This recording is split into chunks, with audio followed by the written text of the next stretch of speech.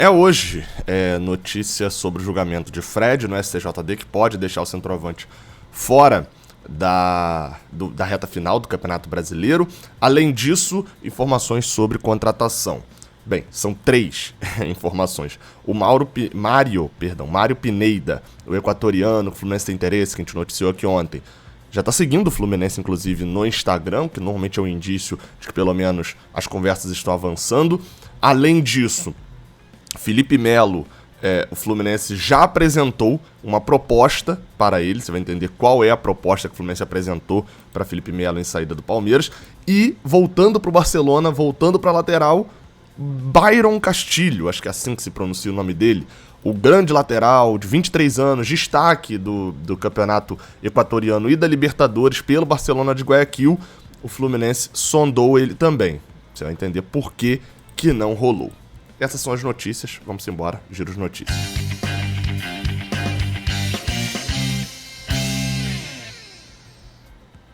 Eu sou o Gabriel Amaral, sou jornalista e sou tricolor. Vamos lá? Vamos começar com o Fred. O atacante vai ser julgado nessa sexta-feira e pode ficar de fora da reta final do Campeonato Brasileiro. Se você não está entendendo nada, Fred foi expulso naquele jogo contra o Palmeiras, né? Tomou um cartão vermelho direto, pelaquela confusão ali no final, enfim, uma confusão também com o Daverson e etc. E, bem, ele chamou... A confusão foi com o Daverson, mas ele foi denunciado para o julgamento no STJD por praticar ato desleal ou hostil e por ofender o árbitro. Lembrando que ele chama o árbitro de frouxo. Falei disso nessa semana aqui. O árbitro relatou isso na súmula e ele, além de bater palma, ironicamente, pro árbitro, né, o Caio Max, ele também chamou de seu frouxo, enfim, e estava indo para cima do árbitro. Isso foi o que o árbitro relatou na súmula. O julgamento é nessa sexta-feira. Fred pode pegar até 9 jogos, muito difícil que pegue, enfim, não foi algo tão agressivo assim, mas, enfim, ele já cumpriu um jogo. Se ele pegar 3, ele tá fora do Brasileirão. Por que 3 ele tá fora do Brasileirão? Porque 1 ele já cumpriu, é a suspensão automática. E aí, obviamente, se ele pega 2 jogos, ele tá fora do jogo contra o Bahia e pode jogar contra a Chape. E se ele pega 3 jogos, aí ele tá fora do Campeonato Brasileiro de 2021. Se você não deixou seu like ainda, deixa seu like aqui embaixo, não se esquece não, tá? E se inscreve aqui no Raiz Tricolor também, ativa sininho, eu falo pouco do sininho aí. Você quer ficar bem atualizado com informações, etc? Ativa o sininho aqui do Raiz Tricolor. Lançar um vídeo, você vai poder assistir ele ali já na hora do lançamento, ser um dos primeiros a assistir. Não esquece não. Vamos para a segunda notícia, que é sobre Felipe Melo. O GE, né, o Globo Esporte, soltou uma notícia de que o Fluminense apresentou uma proposta por Felipe Melo, que está de saída do Palmeiras. Já falei bastante sobre o Felipe Melo, já dei minha opinião e etc. Então vamos focar só na novidade aqui agora, que é justamente da notícia sobre dessa proposta do Fluminense. O Fluminense apresentou uma proposta oficial, segundo o GE, para o volante e está aguardando a resposta dele. A proposta do Fluminense é de 1 ano de contrato com o Felipe Melo. Eu até achei que, na verdade, o Fluminense fosse oferecer 2 anos, né? Isso tem acontecido muito. O jogador quer 2 anos, já aconteceria, por exemplo, com o Ítalo, do Red Bull Bragantino.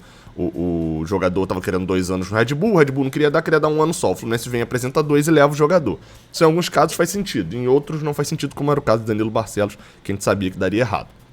Voltando para Felipe Melo. O problema seria que o Fluminense, hoje, tem a concorrência...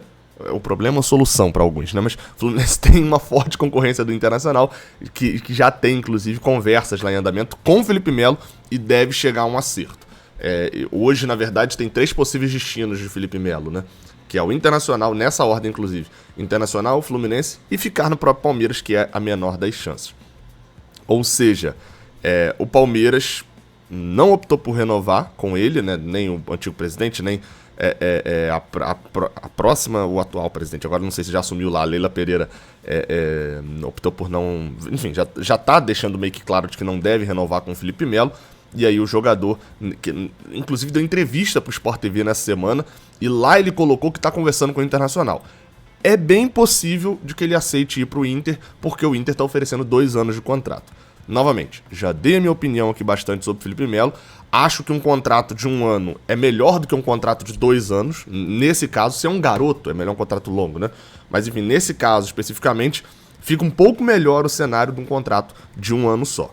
Tirando isso, já falei, Felipe Melo tem qualidade, não tem um físico perfeito, não é o caso de Nenê, para um jogador de ser aceitável você ter um jogador de 39 anos no seu elenco. No caso de Nenê era de ter um físico muito acima do que um jogador daquela idade teria. O de Felipe Melo não é assim, é o físico de um jogador de 39 anos, mas é um jogador que tem muita qualidade com a bola no pé e vai trazer outros problemas também pro Fluminense, como eu já relatei nos últimos vídeos. Eu não traria. Não acho uma contratação boa. Não acho uma contratação péssima. Obviamente, a gente não sabe ainda de valores, né? Isso tem interferência, se a contratação é boa, ruim. Não acho a contratação péssima, mas não acho uma contratação boa, acho longe até de ser boa. Mas enfim, vamos esperar. Bem, a próxima notícia é sobre o lateral do Barcelona. Agora a gente fala de 2 laterais do Barcelona. A gente começa com Daniel Alves. Sacanagem, não é Daniel Alves não. Mas até faria sentido, né? Um lateral do Barcelona veio com o Fluminense.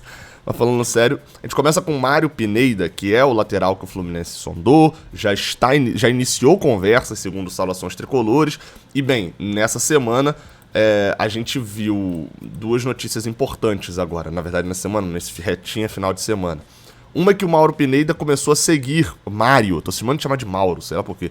Mário Pineda começou a seguir o Fluminense no Instagram. Até aí, normal, né? De certa forma normal, considerando que o jogador segue até alguns outros jogadores, enfim, segue outros times e jogadores, segue quase 1.400 pessoas. Então, obviamente, é algo normal, mas que tá acontecendo alguma coisa ali. Ele não ia seguir se a negociação já tivesse sido concretizada, por exemplo. Isso começou a acontecer de ontem para hoje. Além disso, saiu uma matéria no Globoesporte.com sobre a possível contratação do Mário Pineda, né, dele ter sido oferecido ao Fluminense, e o Fluminense está avaliando ali um empréstimo. E bem, essa notícia esclarece nesse ponto da questão do empréstimo. Lembrando, tá, o Mário Pineda é titular do Barcelona nessa temporada, mas nunca foi um grande destaque do Barcelona, não. Seria um jogador muito mais experiente, versátil, do que propriamente uma aposta de um grande jogador para 2022, uma aposta para revenda, etc., até porque ele tem 29 anos. Só que vale destacar uma coisa. A matéria do GE traz um ponto aqui, ó. 2 pontos são considerados favoráveis para a contratação do Pineda, né? Além dele atuar tanto pela esquerda quanto pela direita, seu custo de transferência é baixo. Lembrando que seria por empréstimo. Aí traz uma outra informação, a matéria que é do Felipe Siqueira, da Paula Carvalho e do Thiago Lima. O nome do jogador, do Pineda, não é o único discutido para o setor. Tem o Cristiano do Sheriff, da Moldávia, também está no radar, como eu falei lá atrás. Só que a reportagem do GE apurou que outro nome do Barcelona de Guayaquil chamou a atenção do tricolor. Trata-se do lateral direito Byron Castilho, de 23 anos, único não brasileiro a ser escolhido para a seleção da edição 2021 da Libertadores. Exatamente, a seleção da Libertadores foi inteira dominada por atleticanos, flamenguistas e palmeirenses, né? Só esses 3 times tiveram representantes, exceto o Castilho, que é de fato um dos grandes jogadores do Barcelona de Guayaquil. Só que, obviamente, o Fluminense foi buscar e aí o Barcelona não tá de sacanagem, né? A gente acha que também todo clube é otário, né? Nem todo clube é otário, são poucos que são. A gente acha que todo clube é otário, porque aí chega lá pro cara que tem 23 anos, é destaque do Barcelona, é o único jogador, ou seja, tem um nome também grande, né? O único jogador não brasileiro dentro da seleção da Libertadores, enfim, 23 anos, garoto, possível pôr uma aposta gigante e tal, e acha que vai chegar lá e não, R$35 e um ticket de refeição, você leva o cara? Claro que não, né? O Fluminense foi e, enfim, 2 milhões de dólares para poder conseguir um empréstimo do jogador, ao que parece. Assim, na matéria não deixa claro se é um empréstimo, tá? Eu tô presumindo que é um empréstimo. Se for a compra por 2 milhões de dólares, aí a gente vai lembrar na hora de quem? Caio Paulista. Que foi...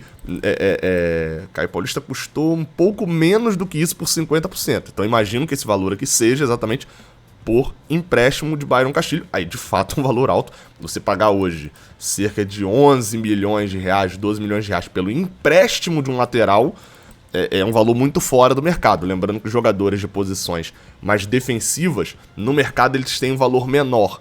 Por exemplo, Se você pegar um Luiz Henrique e um André, por mais que o Luiz Henrique tenha feito uma temporada abaixo do que o André fez, o Luiz Henrique foi muito bem, etc, mas o André, obviamente, fez uma temporada melhor. Se você pegar esses dois jogadores, mesmo o André tendo mais, o valor de Luiz Henrique é mais alto, porque valoriza-se mais no mercado atacante. Isso aí é uma coisa que o Fluminense não tem muito controle. 2 milhões e 200 mil dólares, ou seja, cerca de 11, 12 milhões de reais, pelo empréstimo de um lateral, seja ele qual for, do Barcelona de Guayaquil, aí de fato é um valor que o Fluminense não tem que pagar. Não tem. Porque aí qualquer compra por 12 milhões de reais torna-se uma aposta, e aposta muito arriscada. Você vai falar, Gabriel, mas o Fluminense vai pagar 8 milhões em Caio Paulista. Vai. E é um erro. E tá pagando por esse erro.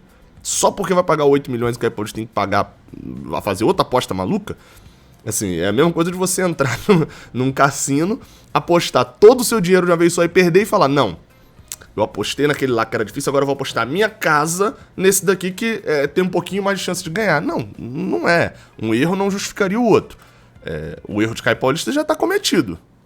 Enfim, tem que pagar pelos seus erros agora. E um desses erros é não ter dinheiro para, por exemplo, apostar em outros jogadores. E mesmo assim, mesmo se tivesse o dinheiro ainda, não valeria a pena apostar no Byron Castilho por 11, 12 milhões de reais pelo empréstimo do jogador. Lembrando, empréstimo. Empréstimo. Enfim, ao que parece, né? A não ser que venha o GE, conserte lá a matéria e diga que seria para compra. Aí eu acho que valeria, como foi inclusive a compra de Caio Paulista, né? O caso de Caio Paulista, que era a compra. É isso, até a próxima. Valeu.